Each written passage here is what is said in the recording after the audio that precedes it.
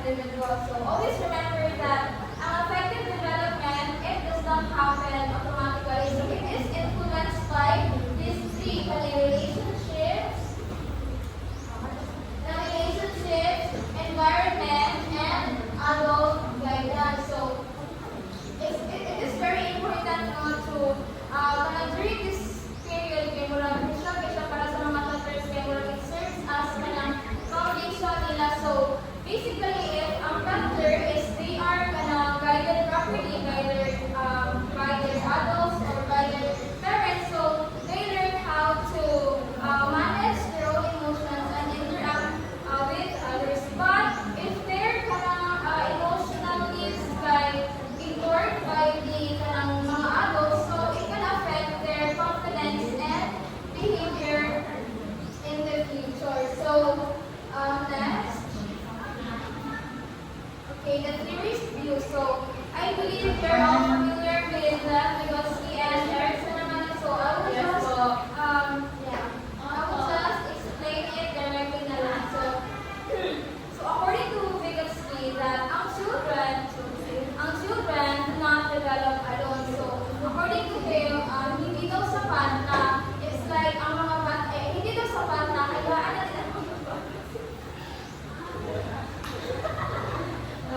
So according to him, hindi daw sapat na hayaan na nila mga bata na mag-learn or matuto na mag-isa. So dapat it should have guidance from the adults. So di ba according to him, learning happens through social interaction. So ang mga bata, they can learn through interaction. So it means that mas natututo ang bata kapag may gumagabay sa kanya. Kapag may gumagabay sa kanya. So like for example, imagine a toddler trying to fix a simple puzzle. So probably, if siya lang isa, so there's a chance na basin mag-give up na lang, or there's a chance na basin ka na dili na niya ipadayon ka yung higit mo since hindi siya kabalo how to fix or how to arrange that specific na activities. But if parents or teachers guide them step by step by saying like, dili ano siya, and this one is dili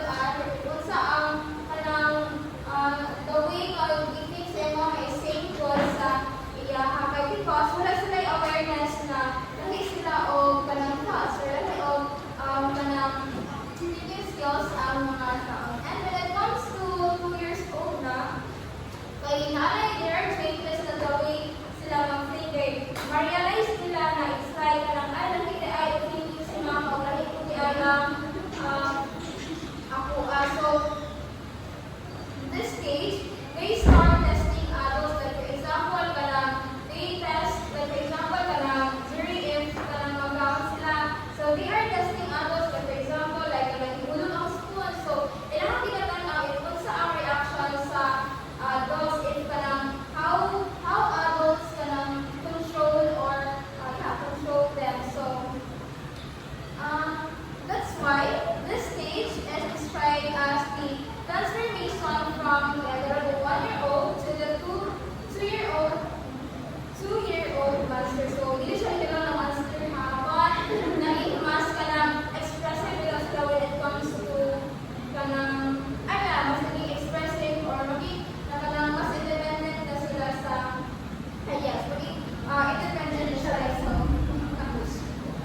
then this stage shows independence, like gusto nilang buhaton ang mga bagay na dapat kanang mailahan ang their own, magpili sila mga things na makaya nila ang tulong and self-awareness. So awareness sila na ang mga tao is there are different mga thoughts or effects sa ilang mga actions. So overall, this stage is not about kanang pag-ibig like ganun sa mga bata, but it's actually a sign of growth and then cognitive and emotional development. So that's all. So I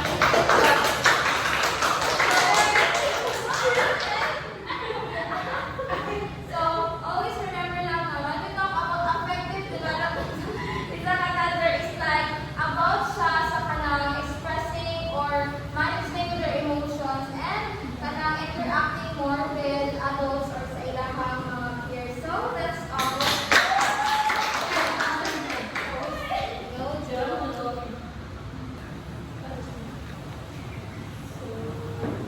Good afternoon, everyone. My name is Luana Rodriguez. I will be discussing the exploration, types of play, self-concept, and independence. First is exploring. During toddlerhood, children effectively explore the environment and are often described as small scientists. According to the play section, toddlers learn by touching, tasting, smelling, and feeling and grasping objects around them. Their play begins with the sensory exploration, where they experiment with materials such as sand and other objects in their surroundings. And through this exploration, toddlers develop their motor skills, thinking abilities, and understanding of how things work according to Frost Fortam, Raphael 2005. During toddlerhood, ang children kay very curious mga na sila nita. Yes po. Tinatawag na sila o kanang small scientists because kay nila kanang mag-explore sila sa everything around them. They learn by touching, tasting, and smelling, and feeling and holding objects. And for example, kapag may buhangin ba? Kapag kanang balas, kinabulitan na nila, like ikanabulog-ialala ko, kung makita ko. Like through this kanang exploration, they develop their motor skills, kanang thinking skills, and understanding of how things work. And second, like types of play. Toddlers play in symbolic and imaginative, helping them express ideas, feelings, interpret actions, and objects. According to Roman 1998. Dili atay.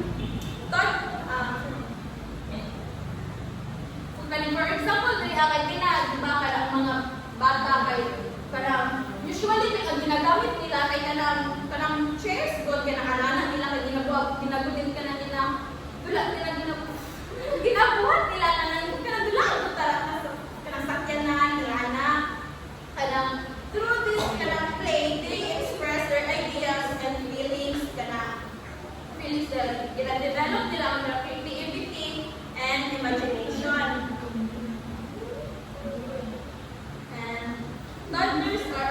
as they use their newly developed motor skills needed opportunities every day in Europe Live Build, Pay, and Dance according to Wardell 1998. And self-concept. Through play and social interaction, young children develop a self-concept or a sense of who they are according to Bird 2006. Sex? 2006! By observing and imitating others and receiving feedback from their environment, children learn what behaviors are valued, helping them feel like accepted members of their culture. Positive responses such as praise and approval promote a positive self-image.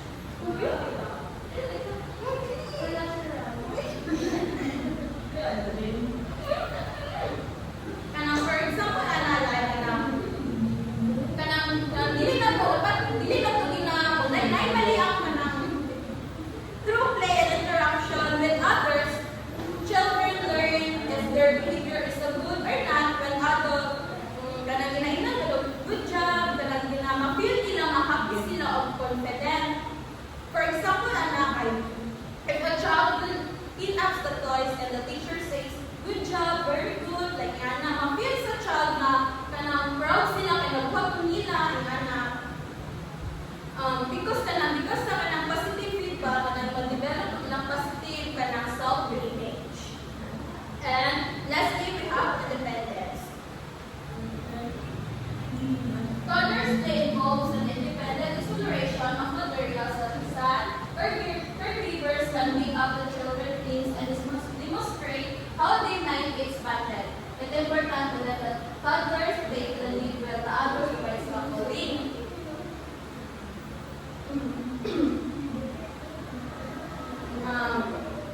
Kaya scaffolding, minsan napuntahan ka lang magagula ang bata, diba magtatangkatan kung na ilang mga tulaan mo.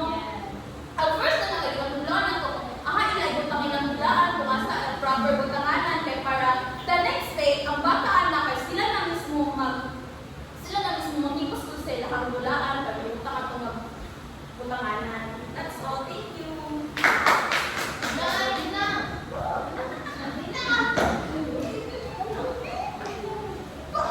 Ipa.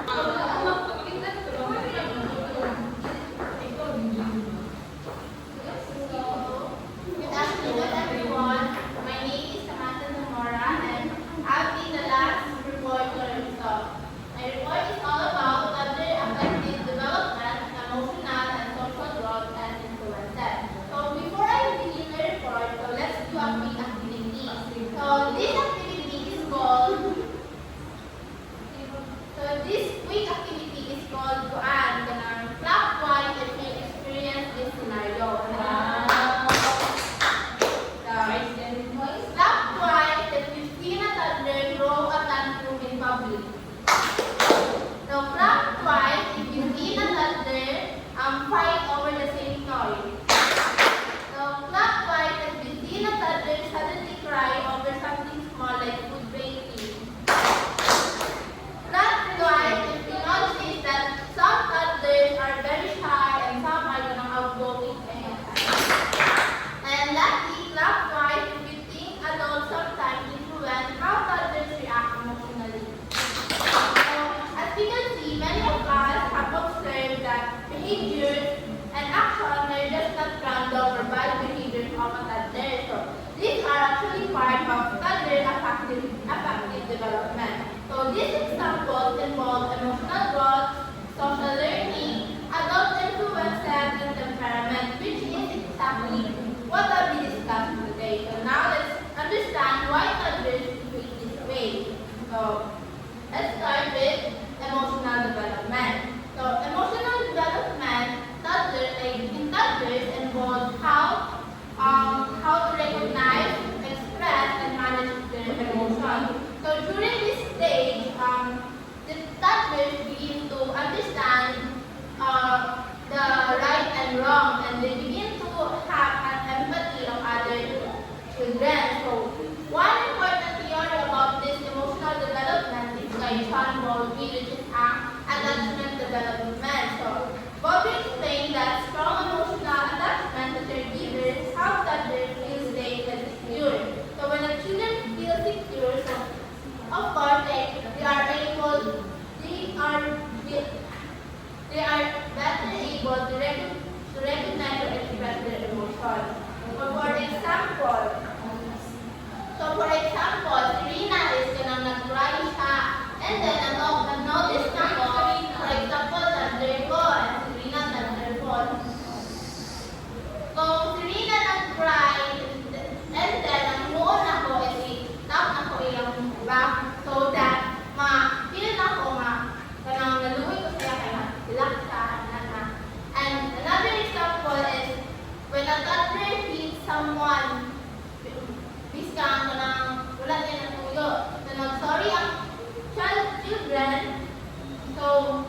By another example is na-show na siya o understand between right and wrong. Next is social development. So social development involves learning how to interact with others, cooperate, share, and manage conflict. So at this stage, children begin to understand social rules and develop skills that help them build relationships. So one theory about this is by Albert Bandura, which is a social learning theory. So Bandura said that children learn behaviors by observing and imitating others. So for example, if a parent is kanang model siya, kanang sharing at home. So madalas sa toddler, ang toddler na behavior. So for example, if nasa sa school, if naghawak siya ng toys, so syempre, if na model na sa parents, pwede niya ma-share ang iyang toys sa iyang mga friends. So another example is when a teacher demonstrates calm problem solving during conflict. So if a teacher uses words to resolve an issue instead of showing anger, so toddlers learn to use their words rather than beating or shouting. So that is the social development. Next is the adult influence of toddler affective development. So adults play a critical role in shaping toddlers' emotional and social development. So through Bandura social learning theory, which is a guided participation or also known as the MPO, which is a more knowledgeable adult. So child is learning by doing by guided participation. And then it's also important that adults avoid gender stereotypes. So research shows that when adults treat boys and girls differently, like saying boys don't cry, so it affects emotional development. So adults should allow all children to express emotions freely. So children are still free to express their emotions. So parenting styles also influence behavior of a toddler.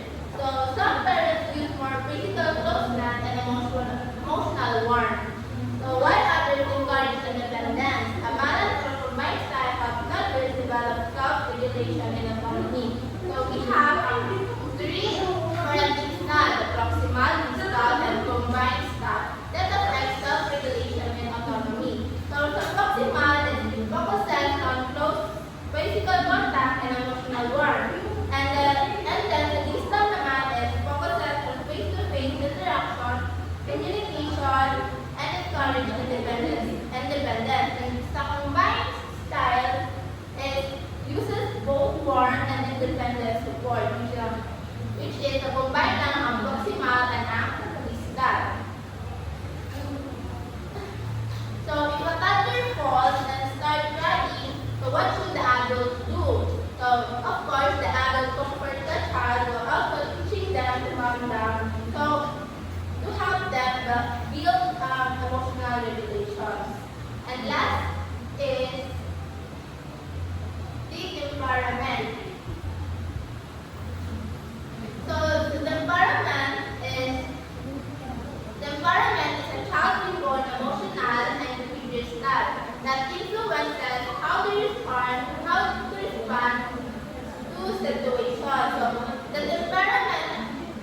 temperament by Erikson is natural personality trait and emotional style. So some toddlers are naturally calm and easygoing, while others may be more active, sensitive, or slow to warm up in new situations. So these differences are present from birth and influence how children respond in the world around them.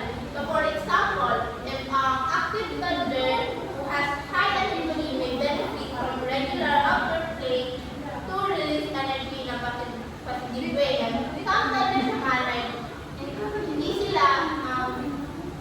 sila gusto sa outdoor na play because ang ubat toddlers is shy and ang ubat toddlers is hindi siya gusto interact. So that is the example of the environment. So many behaviors at ages 2 to 3 are developmentally nila